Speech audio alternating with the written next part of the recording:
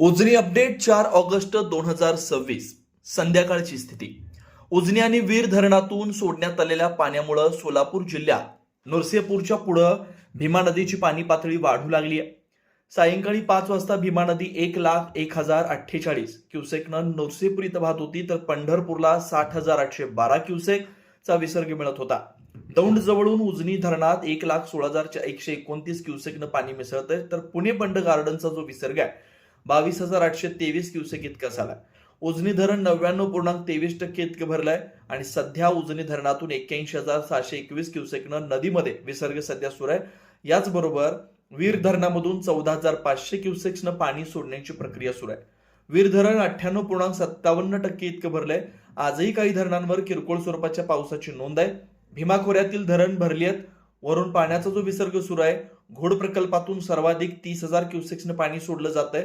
उजनीमध्ये येतंय. त्याचबरोबर चासकमान प्रकल्पातून 4,500, भामा आसखेड 530, वडिवळेमधून 5,003, आंध्रामधून 1,015, कासारसाईमधून 225, पवनामधून 700 क्युसेक, मुळशीमधून 5,900 क्युसेकचा विसर्ग सुरू आहे.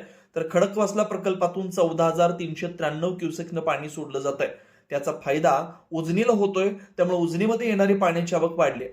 1,16,129 क्युसेक इतकी झाली आहे. उजनी धरणातून कालवा, याचबरोबर भीमा सीनाजोड कालवा, सीनामाडा योजना, दहेगाव योजना याकरता पाणी सोडण्याची प्रक्रिया सुरू आहे.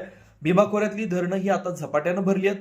पिंपळगाव जोगे धरण 82.82% भरलंय. माणिकडोह 70.19, एडगाव 98.93, वडज 82.82, डिंबे 94.80, घोड 95.15%, विसापूर 87.43, चिलेवाडी 84.11, कळमोडी 100%, चासकमान 100%, भामा आसखेड 99.22, वडिवडे 97.53, आंध्रा 100% भरलाय.